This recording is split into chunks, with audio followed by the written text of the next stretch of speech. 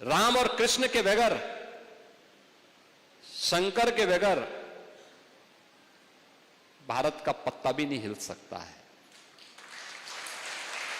हमने इसे अपने जीवन पद्धति का हिस्सा माना है और इसीलिए हो सकता है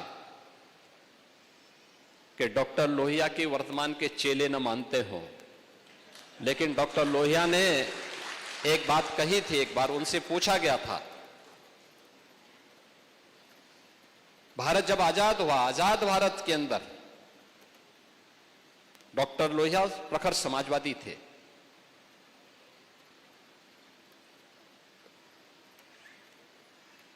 कांग्रेस के कट्टर विरोधी थे, स्वतंत्रता संग्राम सेनानी भी थे।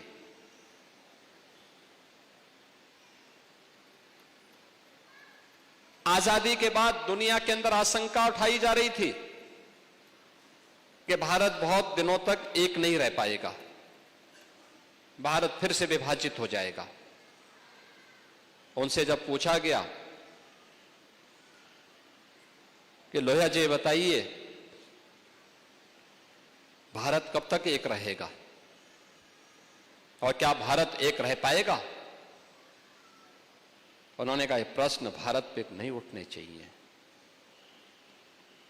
लोगों ने कहा, दुनिया ये बोल रही है। उन्होंने कहा, दुनिया अभी भारत को समझ नहीं पाई है। जब तक भारत के अंदर राम, कृष्ण और भगवान शंकर की पूजा होती है, वो रहेगी, तब तक भारत का कोई बाल बांका नहीं कर पाएगा।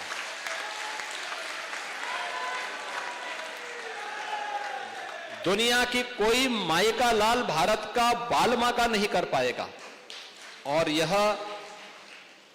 देश प्रदेश देश के अंदर रामायण मेलों की शुरुआत भी किसी ने प्रारंभ करवाई थी। याद रखना, संत तुलसीदास जी ने रामलीलाओं का प्रचलन उत्तर भारत में करवाया था, रामलीलाओं का। और रामायण मेले का प्रचलन शुरू किया था डॉक्टर लोहिया ने। वे समाजवादी थे। आज के समाजवादी राम भक्तों पर गोली चलाते हैं, लेकिन लोहिया का नाम जपते हैं।